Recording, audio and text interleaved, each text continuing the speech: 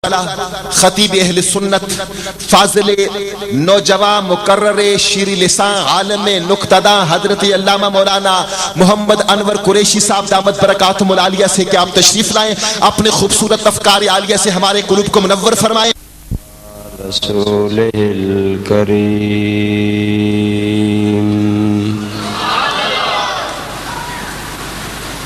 وعلى آلہ واصحابہ اجمعین۔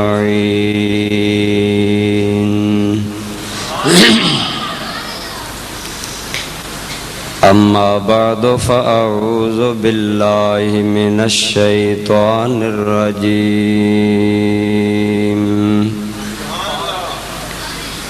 بسم اللہ الرحمن الرحیم۔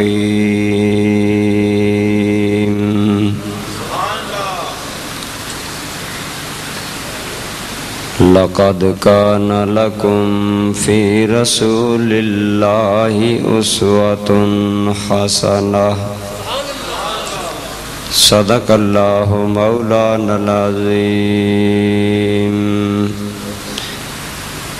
وبلغنا رسوله النبي الأمي الأمين الحبيب الكريم۔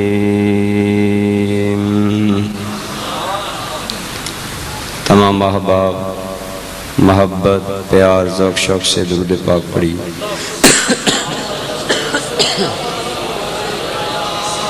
الصلاۃ والسلام علیک یا سیدی یا رسول اللہ وعلی آلک واصحابک یا سیدی یا حبیب اللہ۔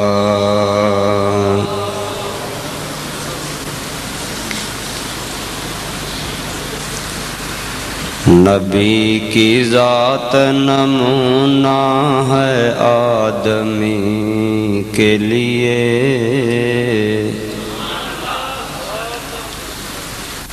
نبی کی ذات نمونہ ہے آدمی کے لیے، یہی چراغ ہے دنیا میں روشنی کے لیے، فقط حضور کی سنت ہے قابل تقلید،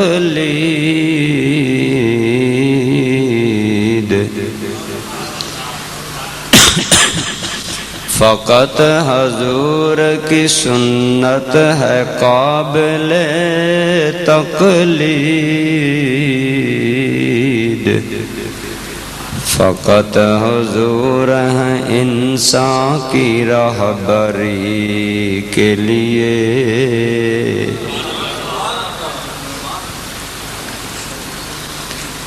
رونق محفل، مہمان خصوصی محفل، برادر مکرم جناب محترم المقام حافظ محمد صالحین صاحب، زید شرفکم السامی، میزبان مکرم جناب محترم حافظ قاری محمد شریف حقانی صاحب، خطیب مسجد حاضہ، دیگر قابل احترام حضرات علماء کرام، برادران اسلام، بزرگوں، دوستوں، عزیزوں، الحمدللہ آج ہم سب اپنے آقا و مولا صلی اللہ تعالی علیہ وآلہ وسلم کی یاد میں جمع ہیں، اور محترم قاری صاحب نے مجھے موضوع کے طور پر سیرت النبی صلی اللہ تعالی علیہ وآلہ وسلم کا موضوع مبارک ارشاد فرمایا ہے۔ برادران ذی قدر، ہم اہل سنت والجماعت الحمدللہ ہم تو حضور کے غلام بے دام ہیں اور ہم اپنے آقا و مولا صلی اللہ تعالی علیہ وسلم کی زندگی کی ہر جہت کو، آپ کی زندگی کے ہر پہلو کو قابل تحسین ہی نہیں بلکہ قابل صد تقلید سمجھتے ہیں۔ برادران ذی قدر، الحمدللہ حضور آقا کریم صلی اللہ تعالی علیہ وآلہ وسلم آپ کی یاد میں یہ چند گھڑیاں نصیب ہوئیں۔ اب موضوع پر میں گفتگو عرض کرتا ہوں۔ دوستان ذی قدر، ہم سب لوگوں کی زندگی کا مقصد اللہ کریم نے ایک خاص مقصد متعین فرمایا ہے۔ دوستو، یہ زندگی بلا مقصد ہمیں نہیں ملی۔ ہماری زندگی کی غرض و غایت ہے، مقصد ہے۔ اللہ کریم نے ہمیں صحت اور یہ زندگی بلا وجہ عطا نہیں فرمائی، بلکہ خود اللہ کریم نے ہماری زندگی کا مقصد قرآن کریم میں ذکر فرمایا ہے۔ ارشاد باری تعالی ہے، خود پیدا کرنے والے رب کریم نے ہمارا مقصد تخلیق بیان فرمایا۔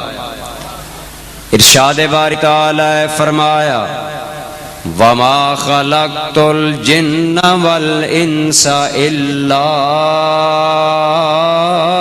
لِيَعْبُدُونَ۔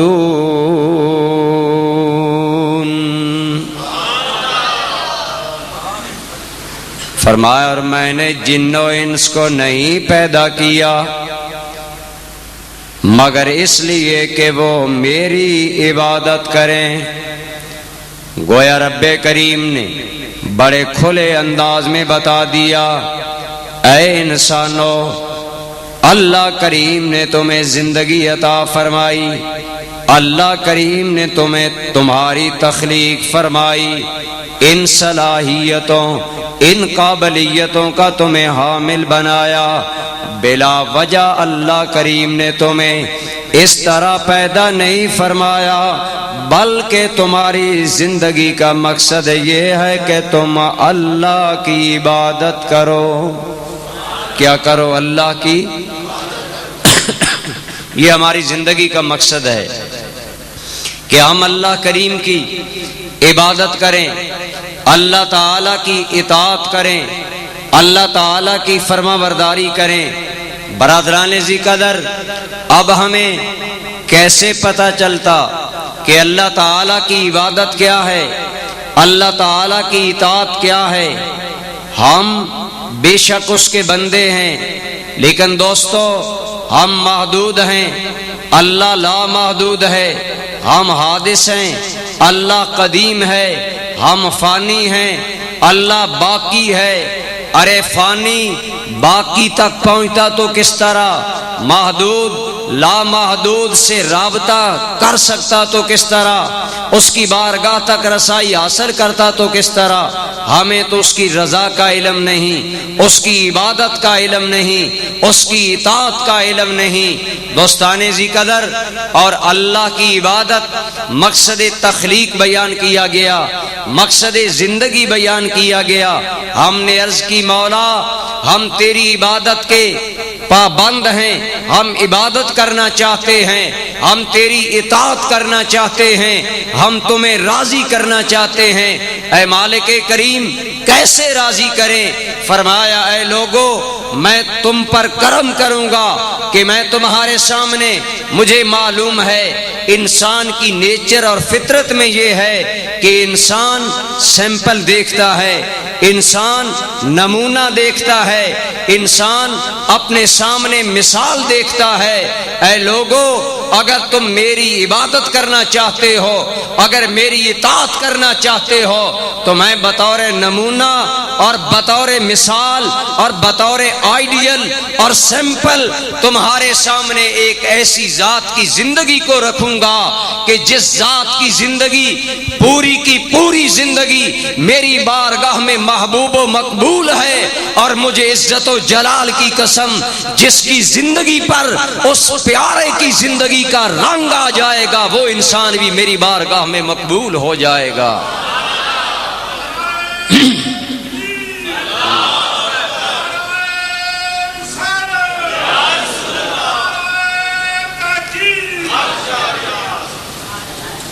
ماشاءاللہ دوستان ذی قدر،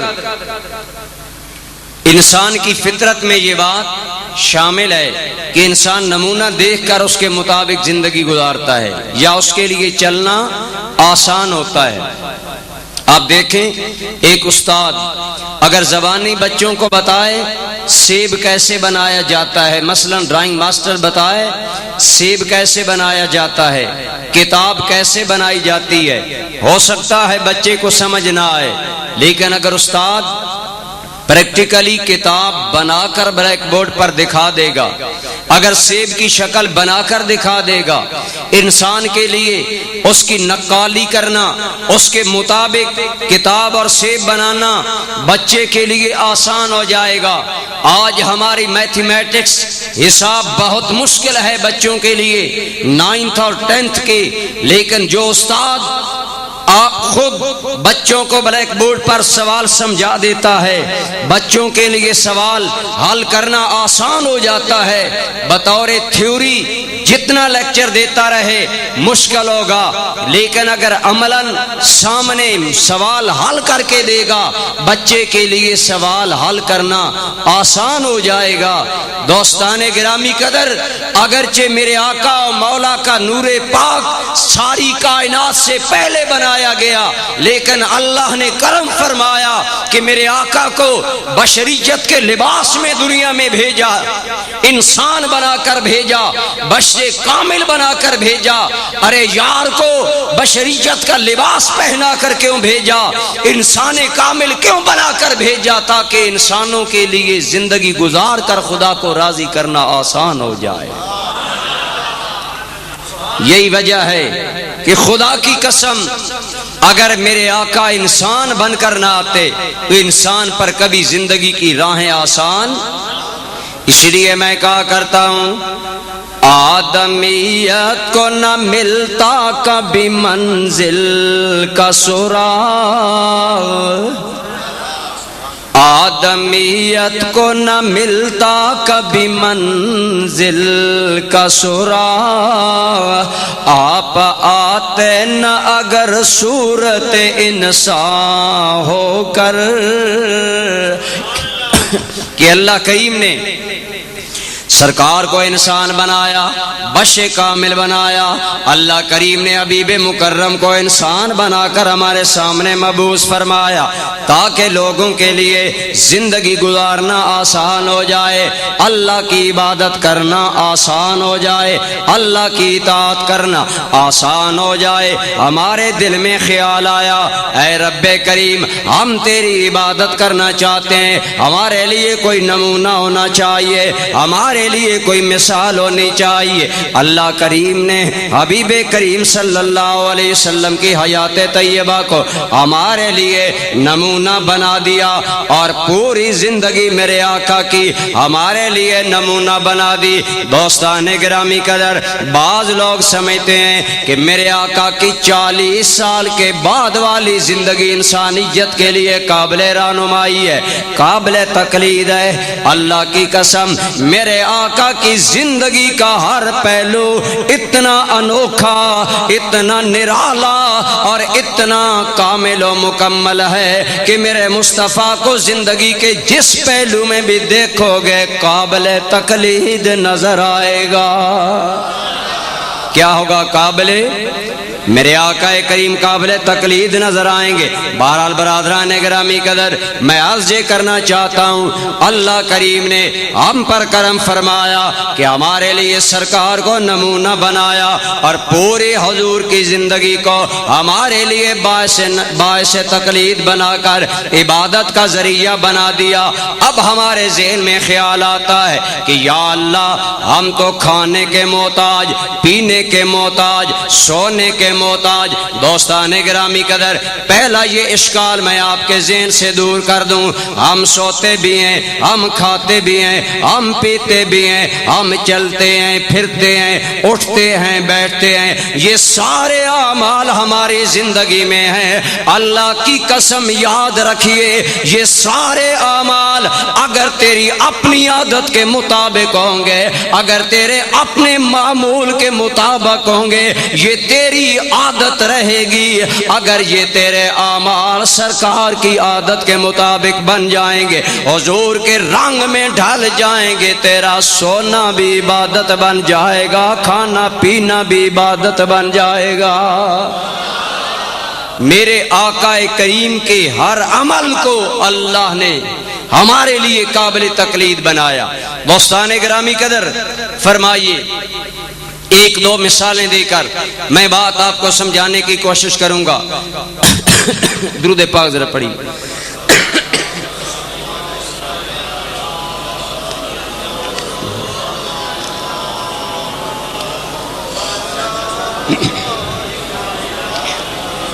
دوستو ذرا توجہ فرمائیے، آپ فرمائیں تکبر اچھی عادت ہے؟ بولیے ذرا، تکبر اچھی عادت ہے؟ برادران گرامی قدر، اگر سوال کیا جائے کیا تکبر اچھی عادت ہے، ہر ایک کا جواب ہوگا اچھی عادت نہیں ہے۔ نخوت و تکبر کرنا، خود نمائی کرنا، اپنی ذات کا اظہار کرنا، زمین پر سینہ تن کے چلنا، یہ قابل تعریف عادت نہیں ہے، نہ انسانوں کو پسند ہے، نہ اللہ رب العالمین کو پسند ہے۔ اللہ کریم نے قرآن کریم میں فرمایا کہ مجھے تکبر پسند، بولیے تکبر پسند۔ اللہ پاک نے فرمایا ان اللہ لا يحب كل مختال فخور، بے شک اللہ تعالی ہر تکبر کرنے والے اور سینہ تن کر چلنے والے کو ناپسند کرتا ہے۔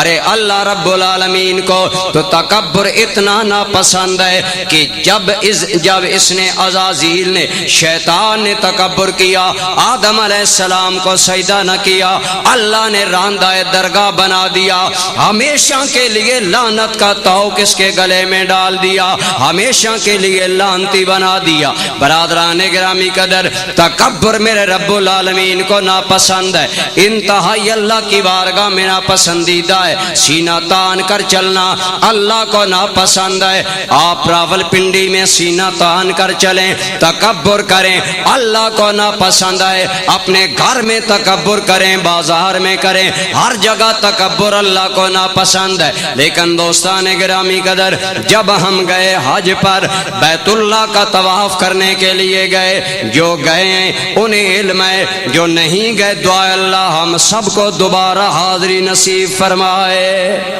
دوستان گرامی قدر، جب ہم نے احرام باندھا طواف کعبہ کرنے کے لیے گئے، جب مطاف میں گئے طواف کعبہ کرنے لگے، علماء نے ہمیں ایک ہدایت دی، ایک رہنمائی دی۔ کیا رہنمائی دی؟ ارشاد فرمایا اے لوگو جب طواف کعبہ کرنے لگو، اپنے احرام کی چادر کے دونوں پلوؤں کو اس طرح دائیں کندھے سے نیچے نکال کر دونوں یہ پلو بائیں کندھے پر ڈال لو، اور طواف کعبہ کرتے ہوئے سینہ تان کر چلو، کندھے ہلا کر چلو، اور اس طرح چلو جس طرح پہلوان چلتے ہیں۔ دل میں سوال آیا، رب العالمین العالمین۔ اگر ہم سینہ تان کر راول پنڈی میں چلتے قابل نفرت تھا، اگر اپنے گھر میں چلتے قابل نفرت تھا، مولا جہاں بھی ہم تکبر کرتے قابل نفرت تھا، لیکن حیرت ہے تیرے گھر کے پاس آئے، یہاں عاجزی ہونی چاہیے، یہاں انکساری ہونی چاہیے، یہاں تو گردن جھک جانی چاہیے، لیکن علماء فرما رہے ہیں یہاں سینہ تان کر چلو، اپنے کندھے ہلا کر چلو اور اس طرح رمل کرو اور طواف کعبہ پہلوانوں کی طرح 3 چکر لگاؤ۔ وجہ کیا ہے؟ جواب ملا اے انسان، اگر تو گھر میں سینہ تان کر چلتا، پاکستان میں سینہ تان کر چلتا، اگر کہیں اور تو سینہ تان کر چلتا، اے انسان سینہ تان کر وہاں چلنا یہ تیری عادت تھی، تیری عادت مجھے ناپسند ہے۔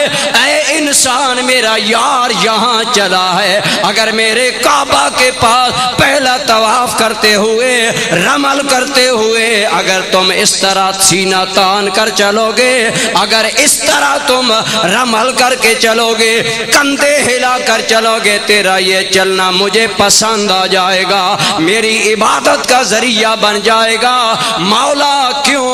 تیرا قرآن تو کہتا ہے تمہیں تکبر ناپسند ہے، سینہ تان کر چلنے والا ناپسند ہے۔ جواب ملا لوگو وہاں سینہ تان کر چلنا تیری عادت تھی، یہاں سینہ تان کر چلنا میرے یار کی عادت ہے، اور سن لے میرے یار کی عادت کا نام ہی عبادت ہے۔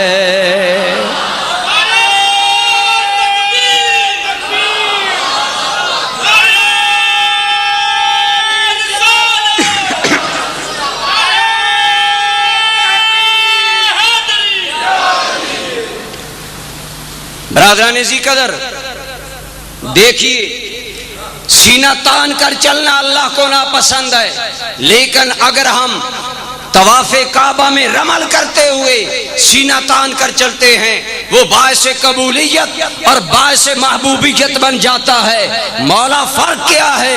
وہ فرمایا وہاں سینہ تان کر چلنا تیری عادت ہے، کسی غیر کی عادت ہے۔ کعبہ پاک کا طواف کرتے ہوئے رمل کرتے سینہ تان کر چلنا میرے یار کی عادت ہے، میرے یار کی عادت کا نام ہی میری عبادت ہے۔ بولیے مصطفیٰ کی عادت کا نام ہی کیا ہے؟ اونچے بولیے کیا ہے؟ اللہ کی عبادت ہے۔ دوستان گرامی قدر، اسی طرح دیکھیے اللہ کریم نے ہم پر نماز فرض کی، بولیے نماز، سارے بولیے نماز۔ برادران گرامی قدر اللہ کریم نے ہم پر نماز فرض کرتے ارشاد فرمایا ان الصلاۃ کانت علی المؤمنین کتابا موقوتا۔ سب کہہ دیں سبحان اللہ۔ یقیناً آپ لوگ اشعار پر داد دیتے ہیں لیکن قرآن کی آیات پر بھی سبحان اللہ ضرور کہا کریں، سب مل کر کہہ دیں۔ ارشاد باری تعالی فرمایا ان الصلاۃ کانت علی المؤمنین کتابا موقوتا۔ بے شک ہم نے نماز کو ایمان والوں پر فرض کیا، لیکن یہ فرض ایسے نہیں جب ترنگ آئی نماز پڑھ لی، جب خیال آیا سو گیا، نہیں، موقوتا وقت کے مطابق ہے۔ وقت آئے تو نماز پڑھے، اگر وقت نہ آئے تو نماز نہ پڑھیں۔ مثلا اب عشاء کا وقت ہے، ہم فجر کی نماز نہیں پڑھ سکتے، ظہر کی نماز نہیں پڑھ سکتے کیونکہ وقت نہیں آیا۔ وقت کے بغیر نماز نہیں ادا کی جا سکتی، وقت آئے گا نماز ادا کی جائے گی۔ لیکن برادران گرامی قدر، جو لوگ حج پر گئے ہیں وہ جانتے ہیں کہ جب آدمی حج بیت اللہ کے لیے جاتا ہے، درود پاک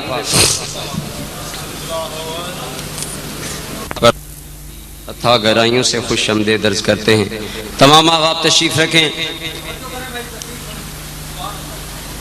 دوستو میں عرض یہ کر رہا تھا کہ اللہ کی عبادت کیا ہے؟ اللہ کی عبادت میرے آقا و مولا صلی اللہ علیہ وسلم کی عادات کا نام اللہ کی عبادت ہے۔ بولیے میرے آقا کی عادات کا نام کیا ہے؟ اللہ کی۔ سر بولی اللہ کی عبادت ہے۔ اس سلسلہ میں آپ کے سامنے میں رمل کی مثال عرض کر چکا، اب دوسری مثال عرض کر رہا ہوں کہ اللہ کریم نے ہم پر کتنی نمازیں فرض فرمائیں؟ بولیں، سب بولیں۔ اور 5 نمازوں کا اللہ نے ہمیں شیڈول دیا وقت کے تحت، فرمایا نماز فرض ہے وقت کے مطابق۔ بولیے نماز فرض ہے، یعنی بتایا گیا کہ اگر وقت آئے تو نماز ادا کرنا، اگر ایک آدمی وقت کے بغیر نماز ادا کرے گا، برادران گرامی قدر، ہر آدمی کہے گا کہ یہ بے وقت نماز پڑھ رہا ہے، اس کی نماز قابل قبول نہیں ہے۔ لیکن دوستان گرامی قدر، جب الحمدللہ ہم حج بیت اللہ کے لیے جاتے ہیں، وہاں پر بیت اللہ شریف میں حاضری ہوتی ہے، اور 9 ذی الحج کے دن عرفات میں جب حاضری ہوتی ہے، مسئلہ کیا ہے؟ شریعت مطہرہ کا حکم کیا ہے کہ جو بھی آدمی میدان عرفات میں جائے گا، وہاں پر حاضری دے گا، اگر وہ آدمی مسافر ہے اور امام اعظم یعنی مرکزی امام کے ساتھ نماز ادا کرتا ہے، ہمیں حکم ملا وہ میدان عرفات کے اندر نماز ظہر اور نماز عصر ملا کر ادا کرے۔ دل میں خیال آیا مولا کریم تیرا تو حکم ہے کہ وقت پر نماز ادا کرو، ظہر کے وقت میں عصر پڑھنا میرے مولا میں منع کیا گیا تھا۔ جواب ملا اے دنیا والو، اگر تم 2 نمازوں کو جمع کرو، اگر تم وقت کے بغیر نماز ادا کرو گے میری بارگاہ میں قبول نہیں ہوگی، لیکن میدان عرفات میں جاؤ، دونوں نمازیں ملا کر پڑھو۔ مولا وجہ کیا ہے؟ فرمایا میرے یار کی یہی عادت ہے، جو میرے یار کی عادت ہے وہی میری عبادت ہے۔ اللہ یار یار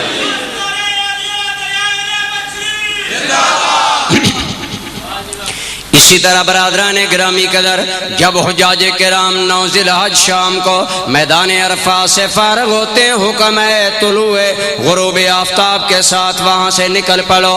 دوستان گرامی قدر، حاجیوں کو یاد ہوگا وہاں سے جب ہم نکلتے ہیں یعنی میدان عرفات سے بالکل سورج غروب ہو رہا ہوتا ہے، بالکل وقت شروع ہو جاتا ہے۔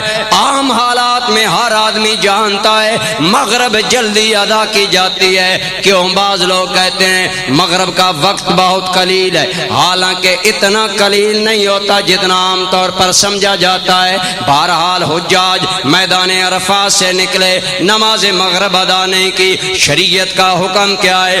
شریعت مطہرہ کا حکم کیا ملا؟ اے لوگوں، میدان عرفات میں مغرب نہیں پڑھنی، راستے میں مغرب نہیں پڑھنی، بلکہ مغرب اس وقت ادا کریں جب میدان مزدلفہ میں چلے جائیں، مزدلفہ شریف میں پہنچ جائیں، اگرچہ مغرب کا وقت ختم ہو جائے، رات 12 بجے ہو جائیں، رات 1 بجے کا ٹائم ہو جائے، راستے میں مغرب نہیں پڑھنی۔ دل میں خیال آیا مولا وقت جا رہا ہے، الہ العالمین مغرب کا وقت ختم ہوا چاہتا ہے۔ جواب ملا اے میرے بندے، اب وقتوں کو نہ دیکھ، میرے یار کو دیکھ۔ میرے یار نے دونوں نمازیں مزدلفہ میں ادا کی ہیں، لہذا مزدلفہ میں دونوں نمازیں ادا کرنی ہیں۔ اب دوستو، رات کا پچھلا بھی پیر ہو جائے، دونوں نمازیں پڑھ رہا ہے، پھر قضا نہیں پڑے گا بلکہ ادا پڑے گا۔ مغرب بھی ادا ہو رہی ہے، عشاء بھی ادا ہو رہی ہے۔ دل میں سوال آیا اب وقت تو مغرب کا نہیں رہا، کیوں مغرب ادا کی جا رہی ہے؟ شریعت نے جواب دیا لوگو، یوں ہی کملی والے کی عادت ہے، جو کملی والے کی عادت ہے وہ تمہارے لیے عبادت ہے۔ میرے یار کے نقش قدم پر چلتے جاؤ، تمہارا ہر عمل میری عبادت بن جائے گا۔ کیا ہوگا؟ تمہارا ہر عمل میری، اونچے بولی اللہ کی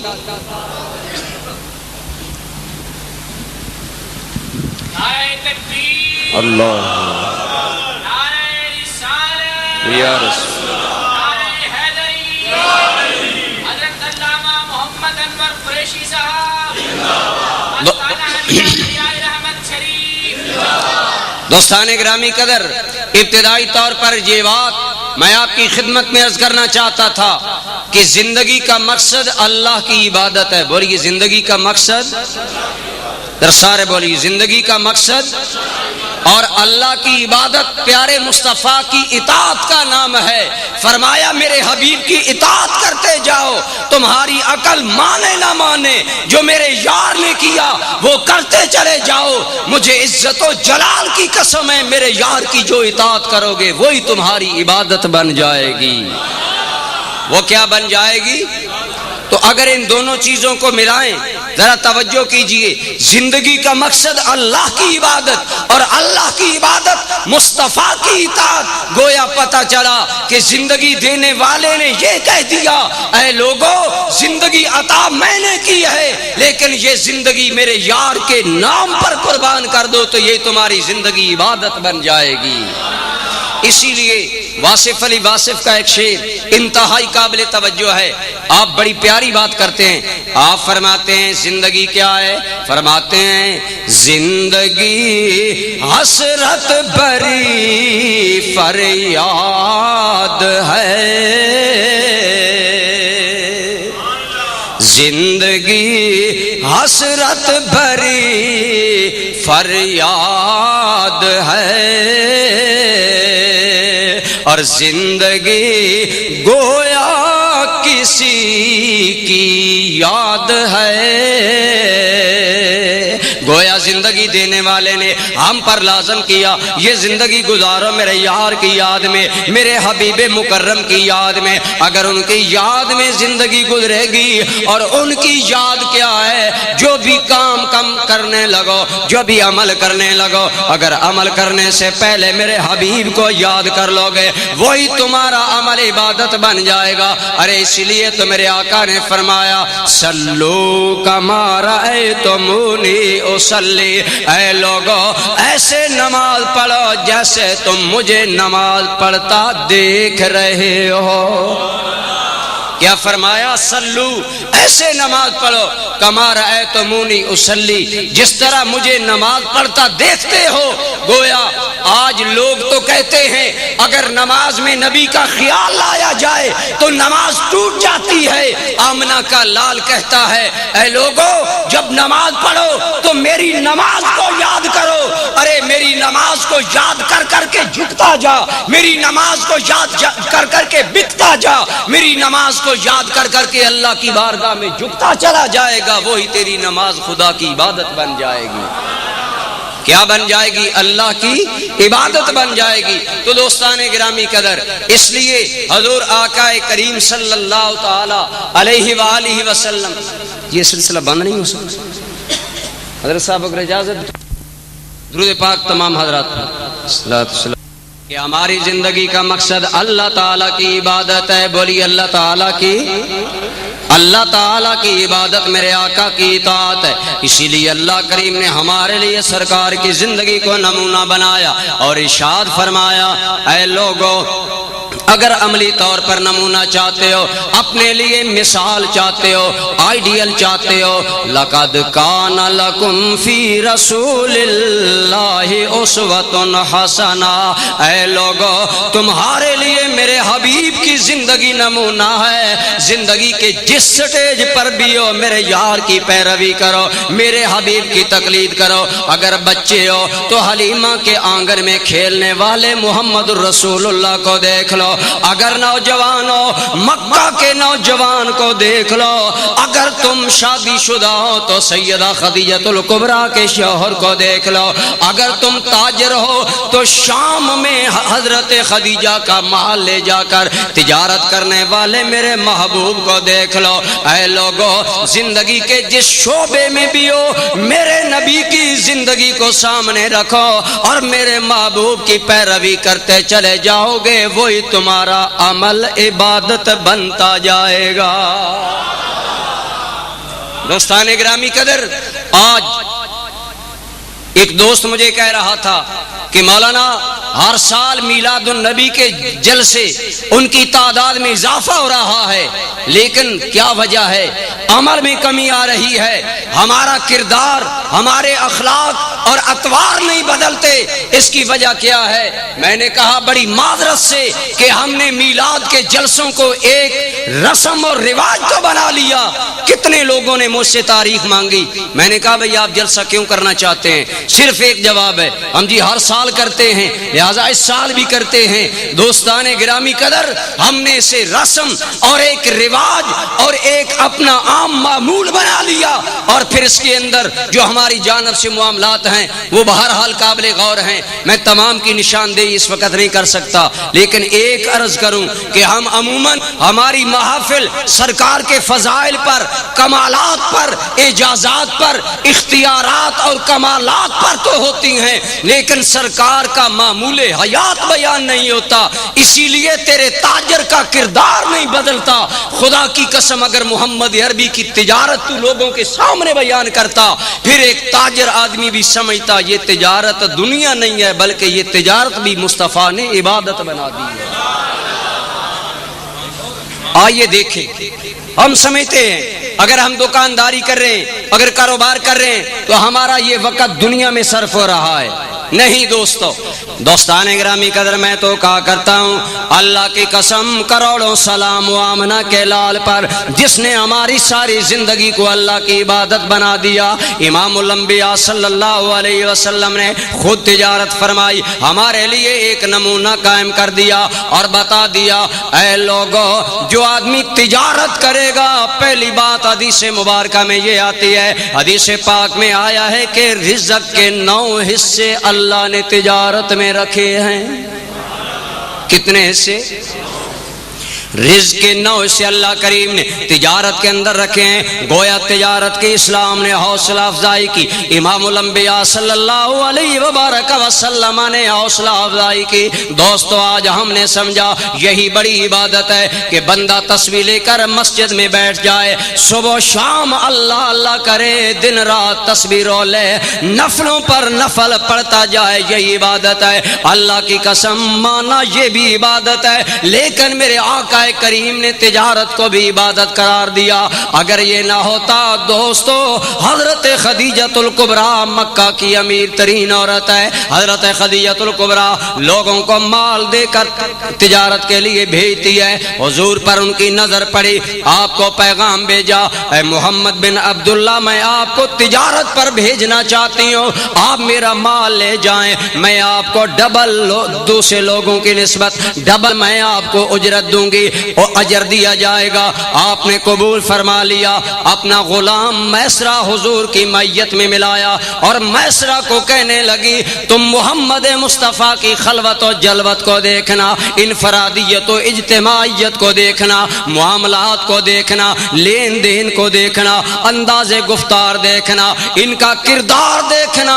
اے میسرہ واپس آ کر مجھے تم نے مکمل رپورٹ دینی ہے۔ ارے میرے آقا کریم حضرت خدیجۃ الکبریٰ کا مال لے کر جب شام میں گئے، اللہ کی قسم اتنا حسن معاملہ ہے، اتنا حسن تجارت ہے، اتنا حسین انداز ہے کہ میسرہ نے جب واپسی پر آ کر حضور کے حالات بیان کیے، حضور کے واقعات بیان کیے، حضور کے جملہ حالات بتائے، وہ خدیجۃ الکبریٰ جو مکہ کی امیر ترین عورت ہے، بہت بڑی اعلیٰ حسب و نسب والی ہے، بڑے بڑے امیروں نے شادیوں کی آفر کی، لیکن خدیجہ کہتی ہے اب میرا شادی کا ارادہ بدل چکا ہے، اب میں شادی نہ کرنے کا عزم کر چکی ہوں۔ لیکن جب حضور کا کردار سنا، میرے نبی کی تجارت کا معاملہ سنا، حضور کے معاملات سنے، وہی خدیجۃ الکبریٰ اپنی ایک سہیلی انیسہ کو کہتی ہے انیس جاؤ محمد مصطفیٰ کو جا کر میری جانب سے شادی کا پیغام دو، واللہ میرا دنیا سے دل اٹھ گیا تھا، لیکن اگر دنیا میں محمد کریم جیسے انسان موجود ہیں تو میرے لیے زندگی کی راحت بھی موجود ہے۔ جا کر انہیں کہو کہ میں شادی کرنا چاہتی ہوں۔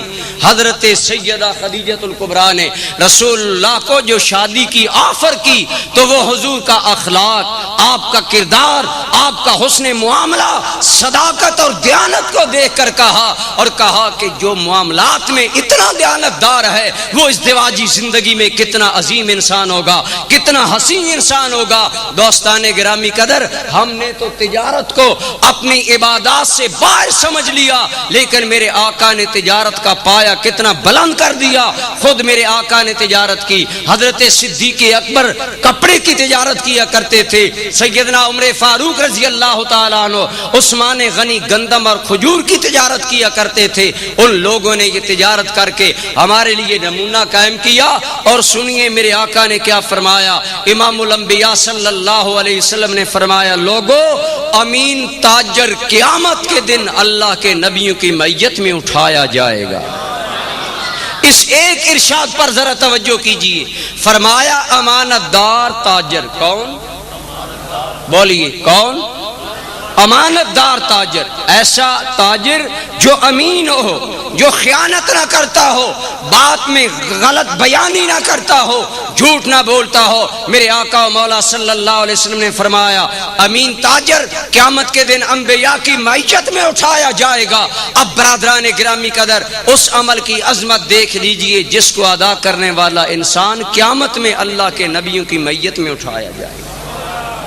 آج یقیناً ہم لوگ یہ تمنا بھی کرتے ہیں اور دعائیں بھی مانگتے ہیں کہ ہمیں آقا کی نظر کرم نصیب ہو، حضور کی قیامت میں مصاحبت اور نگاہ کرم نصیب ہو، لیکن جن امور کے بارے میں خود میرے آقا نے فرمایا اگر یہ ادا کرو گے تو تمہیں انبیاء کرام کی معیت اور سنگت نصیب ہوگی۔ تو دوستان گرامی قدر، گویا معلوم ہوا کہ ایک تاجر جو بازار میں بیٹھ کر تجارت کرتا ہے، اگر وہ تجارت بھی امام الانبیاء صلی اللہ علیہ وسلم کی شریعت کے مطابق کر رہا ہے تو وہ بظاہر تجارت کر رہا ہے، حقیقت میں عبادت کر رہا ہے۔ بولیے کیا کر رہا ہے؟ حقیقت میں مل کر بولیے کیا کر رہا ہے؟ اور یہ عبادت ہے، اور خدا کی قسم یہ تو وہ عبادت ہے جس کی میرے آقا نے بہت زیادہ حوصلہ افزائی کی، لیکن اس کے اندر حسن معاملہ، دیانت، امانت کو مد نظر رکھا جائے۔ آپ نے اسکول کی کتابوں میں واقعہ یاد ہوگا، جب میرے آقا نے اونٹ بیچے تو ایک اونٹ لنگڑا تھا اور سرکار کو، خریدار کو اس کا عیب بتانا یاد ہے۔ دوستان گرامی قدر، امام الانبیاء صلی اللہ علیہ وسلم کو اونٹ کا وہ عیب بتانا یاد نہ رہا، بعد میں یاد آیا تو آپ صلی اللہ تعالی علیہ وسلم کئی دنوں تک اس آدمی کی تلاش میں رہے کہ اگر وہ آدمی مل جائے تو اس کے سامنے میں بیان کر دوں کہ میرے بیچے ہوئے اونٹ کے اندر یہ نقص موجود ہے، یا اپنی رقم واپس لے لو اور یا اس کے بعد پھر تمہیں میرا اونٹ مجھے دے دو، اپنی رقم لے لو یا رقم کم کر لو۔ 3 دن کی انتہائی مشکل تلاش کے بعد وہ آدمی آپ کو ملتا ہے۔ میرے آقا کریم صلی اللہ علیہ وسلم نے جب اس سے ملاقات ہوئی فرمایا اے آدمی ایک اونٹ لنگڑا ہے۔ وہ کہنے لگا مجھے تو ابھی تک پتہ نہیں چلا۔ آپ نے فرمایا میرا اونٹ ہے، میں جانتا ہوں، لیکن تیرے سامنے بیان کرنا مجھے یاد نہ رہا، اب میں وہی تلافی کرنے آیا ہوں۔ ارے دوستو، جب اس نے یہ دیکھا کہ یہ ذات تو تجارت میں اتنی صاف گو ہے، اتنا حسن معاملہ کرتا ہے، اگر ایک اونٹ میں نقص رہ جاتا ہے، اگر اس میں کمی رہ جاتی ہے، اس کی تلافی کے لیے 3 دن جنگل چھانتا رہتا ہے۔ اس کے دل میں فوراً خیال گیا اے انسان جو یہاں کے معاملات میں دغا بازی نہیں کرتا، غلط بیانی نہیں کرتا، وہ اللہ کے معاملے میں کب غلط بیانی کرے گا؟ جب رسول اللہ نے یہ معاملہ پیش کیا اس کا دل اسلام کے لیے نرم ہونے لگا اور ببانگے دہل کہنے لگا اے محمد، دنیا تمہیں جادوگر کہتی ہے تو کہتی رہے، لیکن میرا دل کہتا ہے جس کا عام معاملہ اتنا صاف ہے اس کی رسالت کا معاملہ بھی صاف ہے، میرے آقا کی غلامی میں آ جاتا ہے۔ اللہ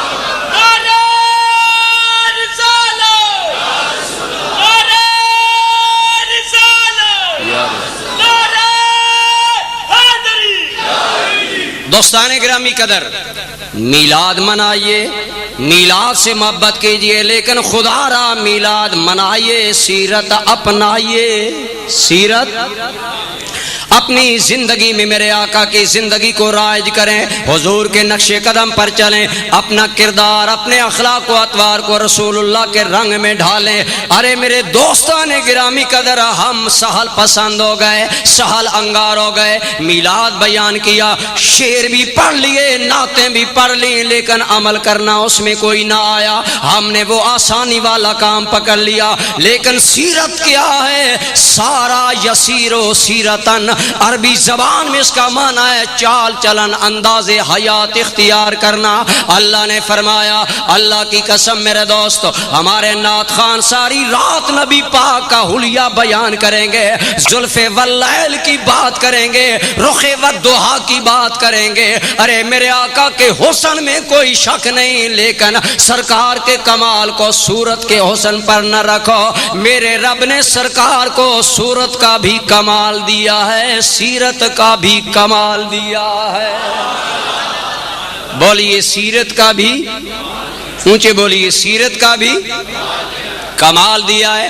اللہ کی قسم میرے آقا کی صورت میں یہ کشش اگر ہے، حضور صلی اللہ علیہ وسلم کی صورت پاک میں اللہ نے یہ کشش رکھی کہ ایک آدمی عبداللہ بن سلام یہودیوں کا بڑا آدمی ہے، مدینہ منورہ میں ان کا بڑا عالم ہے۔ حضور وہاں گئے پلاننگ کی، آتے ہوئے محمد کو علمی روب کے نیچے دبا لو، جواب نہ دے سکے۔ عبداللہ بن سلام کو سوالات تیار کروائے گئے، بڑا ماہر عالم ہے، مناظرہ کرنے گیا، لیکن مناظرہ کرنے گیا رسول اللہ کی بارگاہ میں گیا، حضور کا چہرہ دیکھا، سوال بھول گئے۔ میرے آقا کریم صلی اللہ علیہ وسلم کا کلمہ پڑھ کر مسلمان ہو گیا۔ دوستان گرامی قدر، یہودی عبداللہ بن سلام سے ملے، پوچھا عبداللہ بن سلام تم نے ہماری ناک کٹوا دی، ہماری ناک خاک میں ملا دی، ہم نے تم مناظرہ کے لیے بھیجا، تم محمد کا دین قبول کر کے آ گئے۔ اس نے جواب دیا، لوگوں مجھے خدا کی قسم جب میں نے ان کے چہرہ انور کو دیکھا، میرا دل بولا جس کا چہرہ اتنا حسین ہے وہ جھوٹا نہیں ہو سکتا، وہ سچائی ہوگا۔ حضور کے چہرے کو دیکھ کر اللہ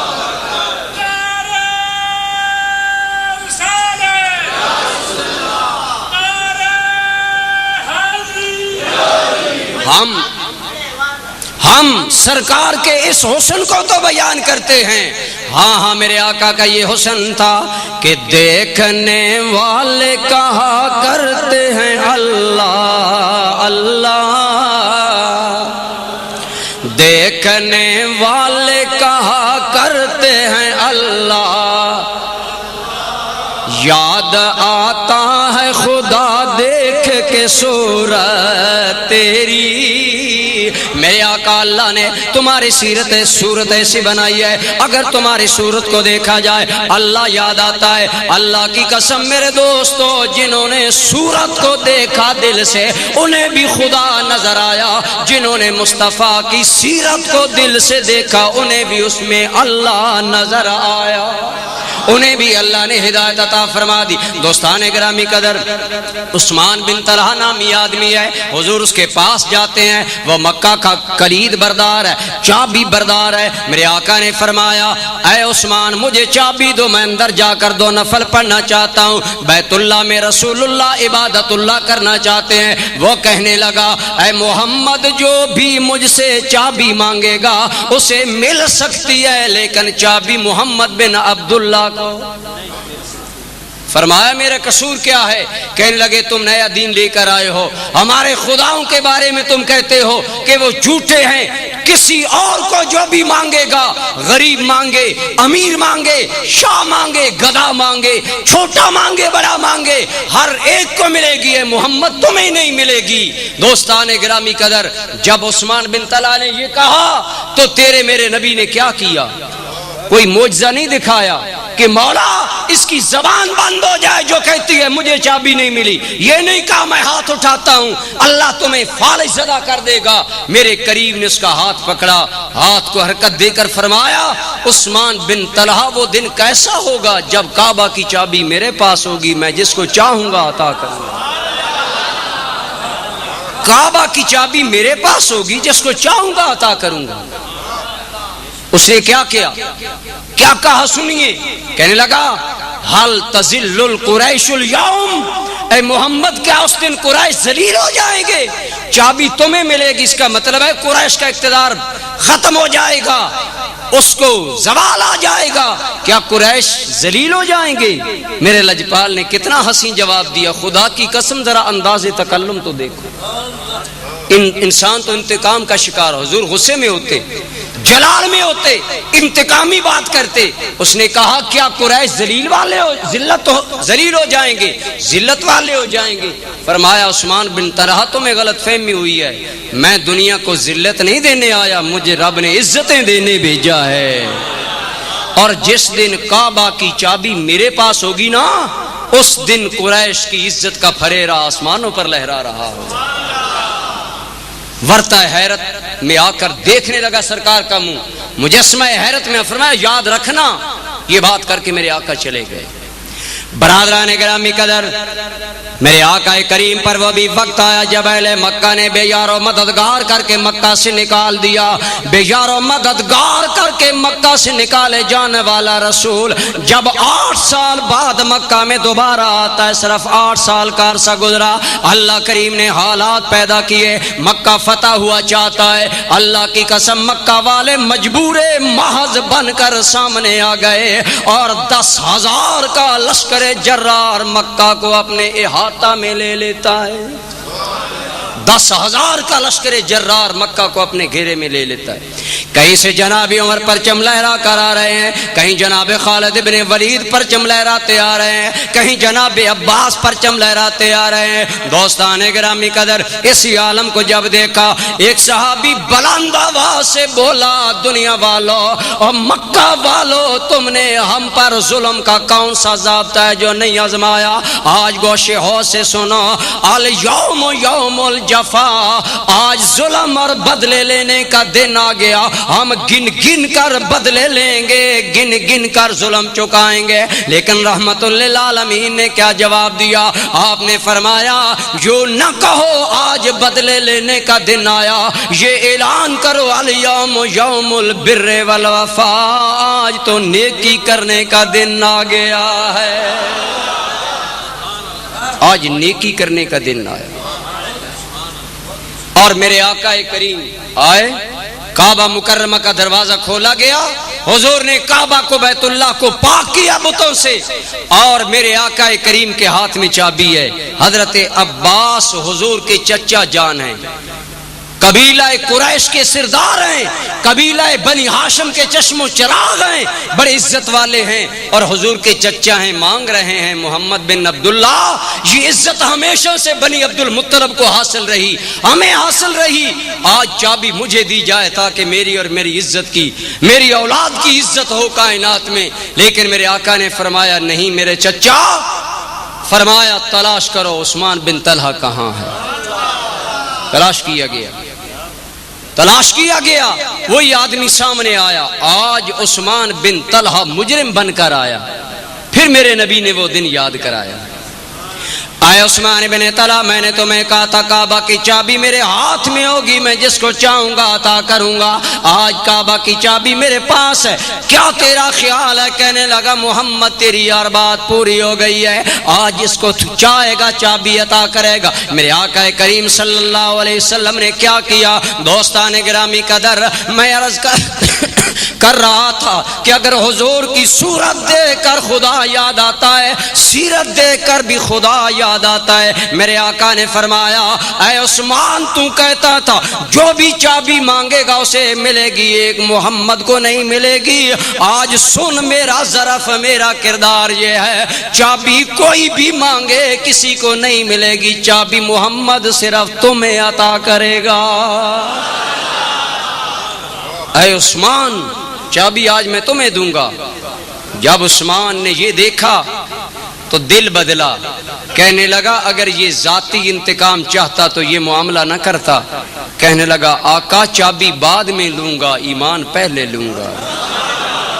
پڑھا لا الہ الا اللہ محمد الرسول اللہ۔ اللہ کی قسم میں کہا کرتا ہوں، آج انگریز ظالم تو کہتا ہے محمد نے اسلام تلوار سے پھیلایا، میں نے کہا ظالم تلوار سے نہیں پھیلایا، اخلاق سے پھیلایا ہے۔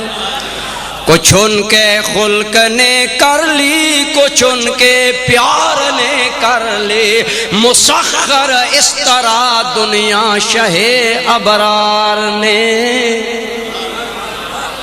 یہ سیرت ہے حضور کی، یہ وہ نمونہ ہے۔ آج ہم اپنی عملی زندگی میں کیا کرتے ہیں؟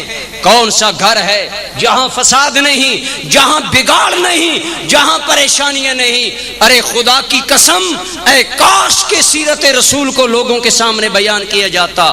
میں داد دیتا ہوں قاری شریف صاحب کو کہ انہوں نے سیرت کا موضوع دیا تاکہ ہم اپنی عملی زندگی میں گریباں میں جھانکیں ہم کیسے زندگیاں گزارتے ہیں۔ ارے دوستان گرامی قدر، ہمارا تو بس چلے تو ہم اپنے مد مقابل کو سب سے زیادہ نیچا دکھاتے ہیں۔ یہاں ہمارے پاکستان میں حکومتوں کا کھیل دیکھ لیں، جو برسر اقتدار آتا ہے وہ اپنے سیاسی مخالفین سے گن گن کر انتقام لیتا ہے، لیکن میرے آقا کریم کی سیرت انہیں خدا یاد دلا رہی ہے۔ برادران ذی قدر، ایک آدمی مکہ مکرمہ کا رہنے والا ہے، تجارت کے لیے مدینہ پاک کے گرد و نواح میں گیا، شام کا وقت ہو گیا، سوچا رات کہاں گزاروں، دل میں خیال آیا چلو اور تو ہے کوئی نہیں، محمد کے پاس چلتے ہیں۔ یہ خود وہ بیان کرتا ہے، لیکن پھر خیال آیا ہم نے کون سی اس سے اچھائی کی ہے کہ آج اس کے سامنے جائیں۔ کہنے لگا روشنی میں نہیں جاتا، اندھیرے میں جاؤں گا، کریم ابن کریم ہے، مہمان نواز ہے، مجھے مہمان تو بنا لے گا نا۔ رات گزرے صبح جو ہوگی سو ہوگی۔ کہتا ہے میں اندھیرے میں گیا اور اس وقت کائنات میں رات کا اندھیرا قدم ب قدم کائنات پر اپنے پردے جما رہا تھا، کائنات کو اپنی لپٹ میں لے رہا تھا، انسان کا چہرہ نہیں پہچانا جاتا تھا۔ کہتا ہے میں گیا تو میں نے جا کر دیکھا، میں کیا دیکھتا ہوں کہ حضور بکریوں کا دودھ دو رہے ہیں۔ بولی کیا کر رہے ہیں؟ بکریوں کا، اونچے بولیں، بکریوں کا۔ برادران گرامی قدر، آج ہمارا تو بڑا آدمی کوئی کام نہیں کرنا چاہتا، بڑا آدمی تو درکنار رہا، سربراہ خانہ، ہاتھ سے کام کرنا اپنے لیے رسوائی سمجھتا ہے۔ بیٹے بچیاں اولاد شاگرد موجود ہیں، ہاتھ سے کیوں کام کروں؟ لیکن اللہ کی قسم کائنات کے تاجدار نے ہمیں سیرت کا ایک پہلو یہ دیا۔ دنیا والوں غور کرو، خدا کی دھرتی پر مجھ سے بڑا انسان رب نے کوئی پیدا نہیں کیا، لیکن کام اپنے ہاتھ سے کر رہا ہوں، اپنے ہاتھ سے حضور کام کر رہے ہیں۔ ارے یہ کام تو درکنار رہا۔ مجھے حدیث پاک کا وہ حسین منظر عموماً یاد آتا ہے۔ اس حدیث کی راویہ ہیں سیدہ ام المومنین عائشہ۔ سارے بولیں کون ہے؟ عائشہ صدیقہ رضی اللہ تعالیٰ عنہ۔ یہ حدیث علماء کرام حضور کے حسن کے بیان میں بیان کرتے ہیں، لیکن جو بات آگے وہ بھی بیان ہونی چاہیے۔ حضرت عائشہ کہتی ہیں لوگوں میں اپنے گھر کے کام کاج میں مصروف ہوں، مان میری نظر رسول اللہ صلی اللہ علیہ وسلم پر پڑی، لوگوں میں نے اپنا کام چھوڑ دیا، رسول اللہ کے چہرے پر اتنا حسن نظر آیا، اتنی کشش نظر آئی کہ میرے آپ کے حسن کی کشش نے کام سے میرا ہاتھ روک لیا۔ اگر جھاڑو دے رہی تھی، کوئی کام کر رہی تھی، وہیں پر میرے ہاتھ رک گئے۔ میں ٹک ٹکی باندھ کر رسول اللہ کو دیکھنے لگی۔ کیا دیکھتی ہوں لوگوں؟ حسین منظر یہ میں دیکھ رہی ہوں کہ میرے آقا کوئی کام کر رہے ہیں اور اس میں قوت لگنے کی وجہ سے حضور کو پسینہ مبارک آ رہا ہے، اور نبوت کی پیشانی پر پسینہ موتی بن کر ڈھلک رہا ہے۔ لوگوں واللہ سورج کی چمک میں جتنے وہ موتی ہنسی تھے، مجھے کوئی موتی ہنسی نظر نہ آیا۔ فرماتی میں ٹک ٹکی باندھ کر رسول اللہ کے چہرے پر دیکھنے لگی، لیکن جب میں نے اس ساری حدیث کو پڑھا تو پتہ چلا سرکار کام کیا کر رہے تھے۔ ام المومنین فرماتی ہیں کائنات کے تاجدار، دو جہاں کے بادشاہ کام کیا کر رہے ہیں؟ رسول اللہ کی جوتی مبارک ٹوٹ چکی ہے، اپنی جوتی مبارک کو پیوند اپنے ہاتھوں سے لگا رہے ہیں۔ یہ ہے میرے آقا کا انداز حیات۔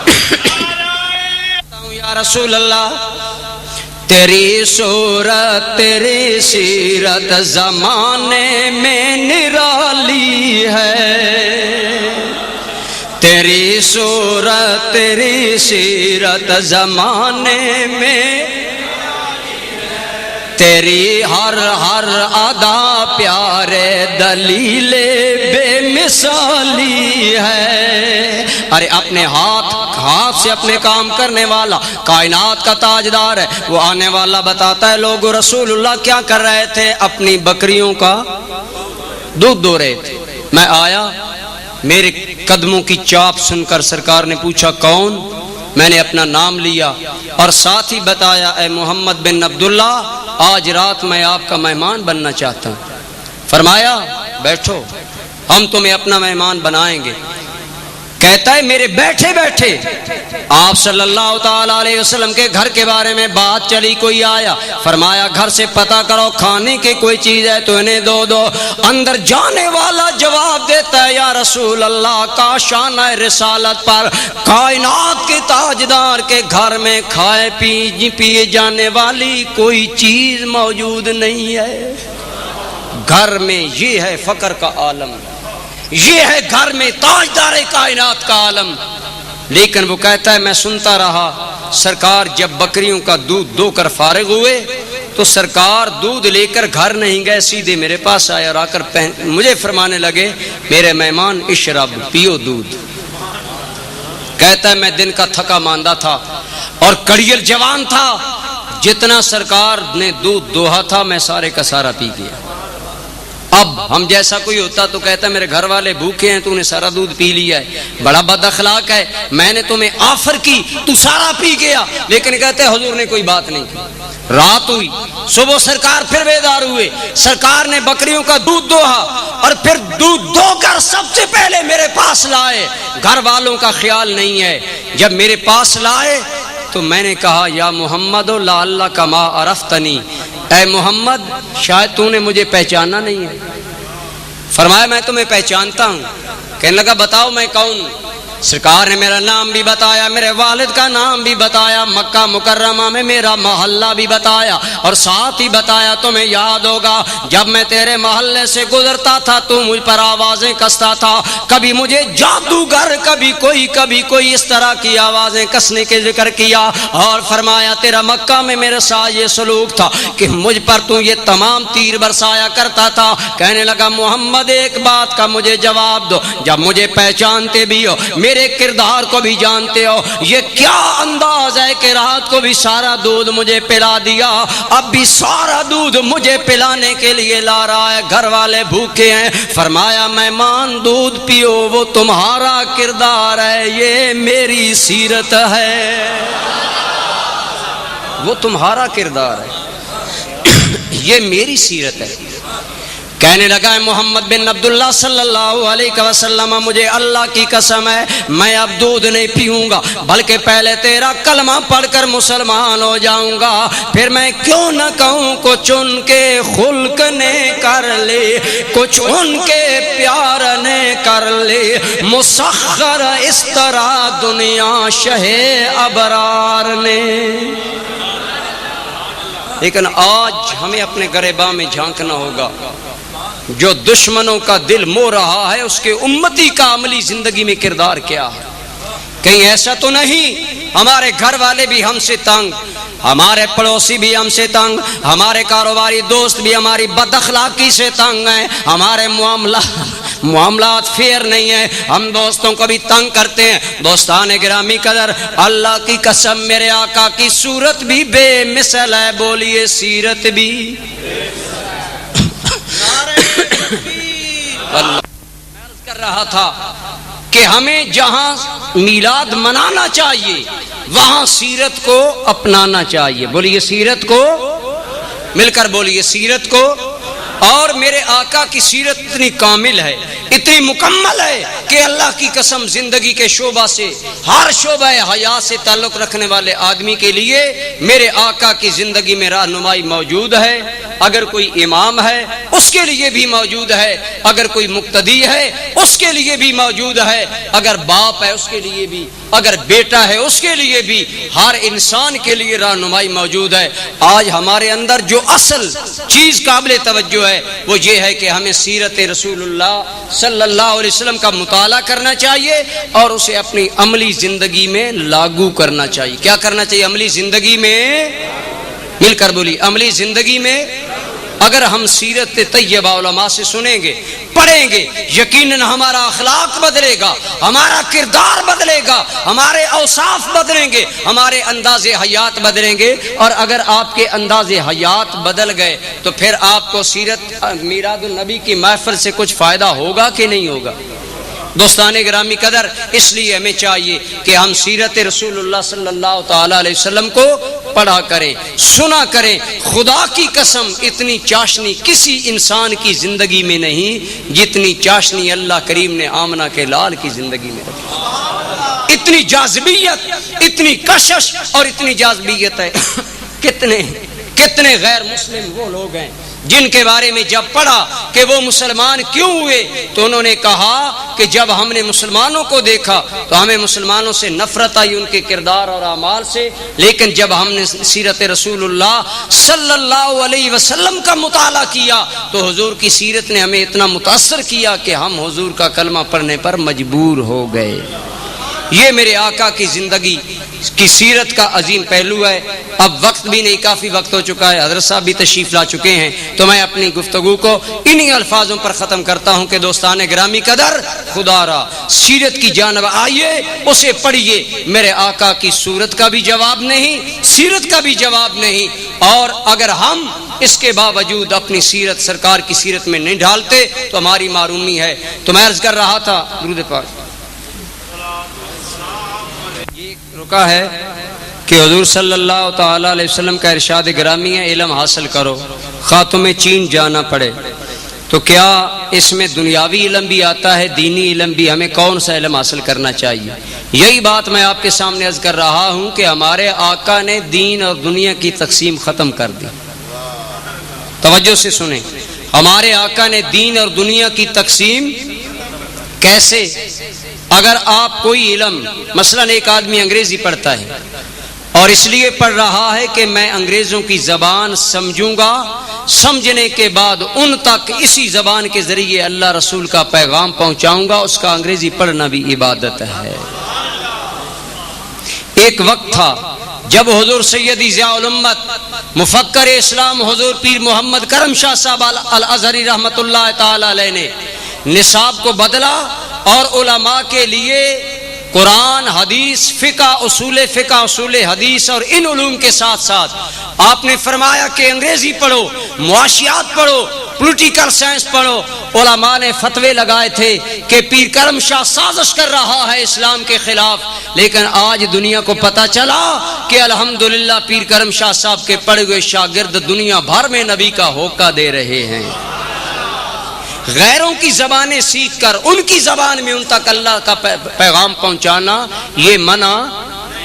خود حضور صلی اللہ علیہ وسلم نے صحابہ کرام کو غیر زبانیں سیکھنے کا حکم دیا، یہ حدیث پاک ہے۔ اور آپ صلی اللہ تعالی، حالانکہ عربی زبان سے کوئی اعلیٰ زبان، تو پھر سرکار نے کیوں حکم دیا؟ آپ دیکھیں نا، ابتداءً دین کہاں آیا؟ عرب شریف میں۔ بولی کہاں آیا؟ اب اللہ کریم نے قرآن عربی میں نازل کیا، سرکار عربی، آپ کی زبان عربی، یہ دین آگے کیسے پھیلا؟ برادران گرامی قدر، جی دین پھیلانے کے لیے صحابہ کرام نے کیا کیا؟ میرے آقا نے فرمایا بلغوا عنی ولو آیا، اے لوگو میرے دین کی تبلیغ کرو، میرے دین کا پیغام پہنچاؤ، خواہ تمہیں ایک بات علم ہو۔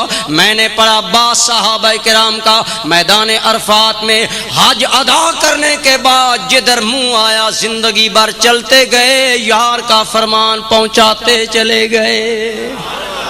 یہی وجہ ہے، بڑی قابل غور بات ہے کہ صرف تقریباً 10-12 ہزار صحابہ کرام کی قبور یا اس سے اوپر نیچے عرب شریف میں ہیں۔ باقی صحابہ کرام بعض بصرہ میں دفن ہے، بعض کوفہ میں دفن ہے، بعض کے مزارات شام میں ہیں۔ جناب بلال حبشی کا مزار شام میں ہے، سلمان فارسی کا مزار شام میں ہے، حضرت ابو ایوب انصاری میزبان رسول کا مزار ایشیا اور یورپ کے سنگم ترکی کے ملک استنبول میں موجود ہے۔ اب غور کریں اتنا دور وہ صحابی کیسے پہنچ گئے؟ صرف ایک مشن تھا کہ اللہ کا پیغام پہنچایا۔ تو صحابہ نے اللہ کا پیغام غیر قوموں تک کیسے پہنچایا؟ پہلے ان کی زبان سیکھی، بولو پہلے ان کی، پھر ان تک اسلام کا پیغام پہنچایا۔ حضرت خواجہ معین الدین چشتی اجمیری نے یہاں اسلام پھیلایا ہے کہ نہیں پھیلایا؟ اور علماء سے پوچھئے، حضرت خواجہ معین الدین چشتی اجمیری ایران کے رہنے والے تھے، کہاں کے؟ داتا علی حجویری نے اسلام پھیلایا، آپ غزنی کے رہنے والے تھے، افغانستان کے، پہلے یہاں آئے، یہاں کی زبان سیکھی، پھر اسی زبان میں اللہ کا پیغام عام کیا، تو معلوم ہوا دنیا کا کوئی بھی علم غیر علم نہیں ہے، سارے علم مسلمانوں سے آگے نکلے ہیں۔ تمام علم حاصل کرو، کمپیوٹر سیکھیں، سائنس پڑھیں، ٹیکنالوجی پڑھیں، فزیالوجی پڑھیں، ہر علم پڑھیں، ہر علم میں کمال حاصل کرنے کے بعد دل کی سوئی خدا اور مصطفیٰ کی رضا پر رکھیں، آپ کا سارے علم پڑھنا بھی عبادت بن جائے گا۔ بولیے سارے علم پڑھنا کیا بن جائے گا؟ اس لیے تمام علوم مسلمانوں کے لیے حاصل کرنا جائز ہے۔ حضور کا ارشاد گرامی ہے صلی اللہ علیہ وسلم، الحکمت دالۃ المومن حیث وجدہا اخذہا، دانائی مومن کی گمشدہ چیز ہے۔ گویا بتایا مسلمانوں، دانائی جہاں بھی ملے وہ کسی کی نہیں، وہ تمہاری اپنی ہے۔ دانائی تو مسلمان کے پاس سے نکلی ہے، جہاں ملتی ہے اس کو حاصل کرو، سیکھو اور دنیا میں پھیلاؤ۔ اس لیے تمام علم حاصل کرنا جائز ہے، لیکن بشرطے کہ مثلا آپ دیکھیں ڈاکٹر عبد القدیر خان صاحب نے سائنس پڑھی اور سائنس پڑھنے کے بعد پاکستان کے لیے ایٹم بم بنایا۔ اب بتائیں کہ وہ جس طرح ہے کہ مجاہد کا ایک رات سرحد پر جاگ کر پہرا دینا بعض علماء نے 60 سال کی عبادت سے بہتر قرار دیا ہے۔ اگر مجاہد سرحد پر جاگ کر ایک رات پہرا دیتا ہے، امت مصطفیٰ کا دفاع کرتا ہے، اگر اس کا یہ مقام ہے تو ڈاکٹر عبد القدیر خان جس نے پاکستان کو ایٹم بم کی پاور دی، اس کا مقام اللہ کی بارگاہ میں کیا ہوگا؟ اللہ کی بارگاہ سے تو ڈاکٹر صاحب کو مقام ملے گا، لیکن جو کلنک کا ٹیکہ موجودہ حکومت اپنے ماتھے پر لگا رہی ہے اور جو ڈاکٹر صاحب کو نظر بند کر کے ظلم کر رہی ہے، یہ احسان فراموشوں والا کام ہے، یہ ظالموں والا سلوک ہے جو ڈاکٹر صاحب کے ساتھ یہاں کیا جا رہا ہے۔ ہمارے ارباب حکومت کو سوچنا چاہیے کہ امت مسلمہ کے اس محسن کو اس قدر پابند نہیں کرنا چاہیے۔ لیکن میں نے ضمناً یہ بات کر دی کہ ڈاکٹر صاحب نے سائنسی علوم پڑھے تو یہ سائنسی علوم امت مصطفیٰ کی بہتری کا سبب بنے کہ نہیں بنے؟ اونچے بولیے۔ لہذا جو بھی آپ علم پڑھتے ہیں، اگر اس علم کے ذریعے آپ کی نیت خالص ہے تو آپ کا وہ علم پڑھنا بھی، بولیے کیا ہے؟ عبادت ہے، باعث ثواب ہے۔